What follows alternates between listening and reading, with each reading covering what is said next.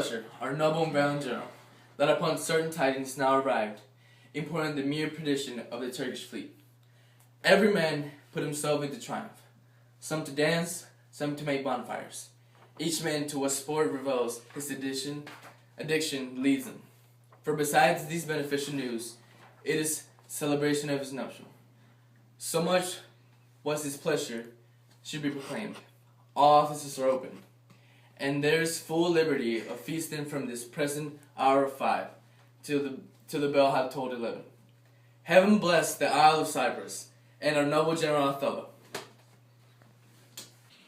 Good Michael, looking to the guard tonight. Let's teach ourselves that honorable stop, not to outsport discussion. Some wine, ho! And let me the cannikin clink, clink, and let me the cannikin clink. A soldier's a man, but life's but a span, so let the soldier drink some wine, boys! For God. An excellent song. I learned it in England, where indeed they are most potent in their potting. Your Dane, your German, and your swag-bellied Hollander, drink, ho, are nothing to your English. Is your Englishman so expert in his drinking? Why, he drinks you with facility, your Dane dead drunk, he sweats not to overthrow your Almain, he gives your Hollander a vomit, ere the next bottle can be filled. To the health of our general! Ho ho!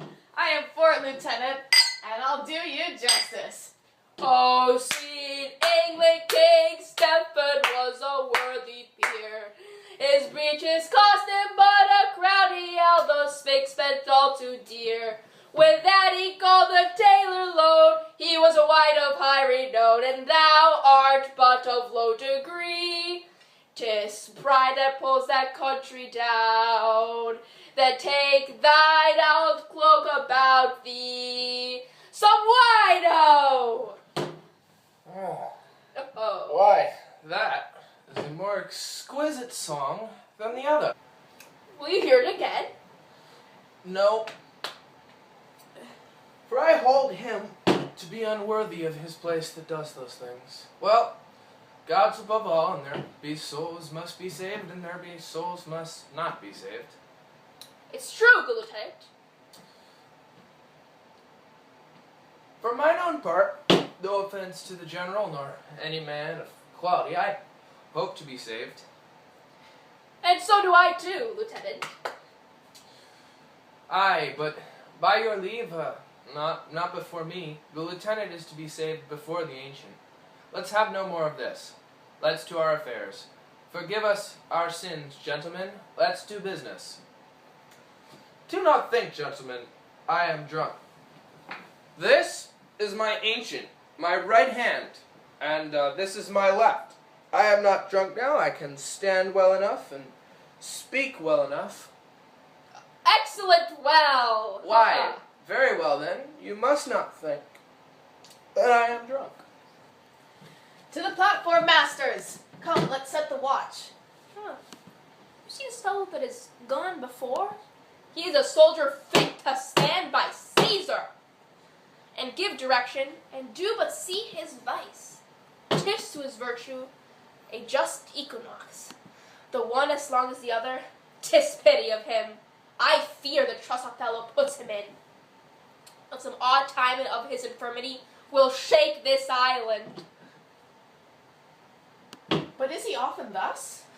'Tis ever before the prologue to his sleep. He'll watch the horologe a double set, if drink rock not his cradle. It were well the general were put in mind of it. Perhaps he sees it not, or his good nature prizes the virtue that appears in Cassio, and looks not on his evils. Is not this true? How now, Rodrigo? I pray you, after the lieutenant, go! And 'tis a great pity that the noble Moor should have in such a place as his own second, with one of such an ingraft infirmity. It would be an honest thought to say so to the Moor. Not I, for this fair island.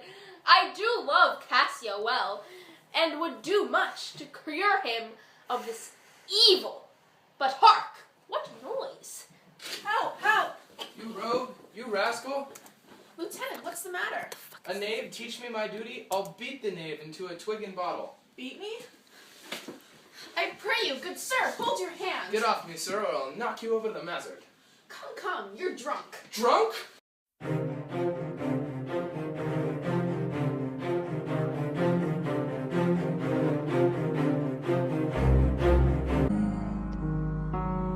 In the arms of the angel, fly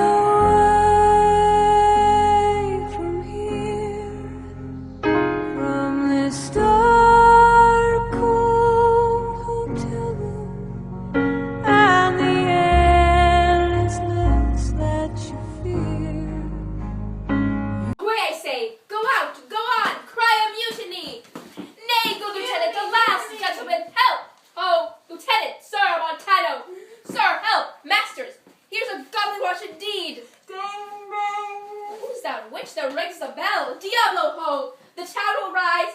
God's will, lieutenant, hold, you'll be shamed forever! What is the matter here? Zounds! I bleed still! I am hurt to the death! Hold, for your lives. I know, Iago. Thy honesty and love doth mince this matter, making it light to Cassio. Cassio, I love thee, but never more be an officer of mine.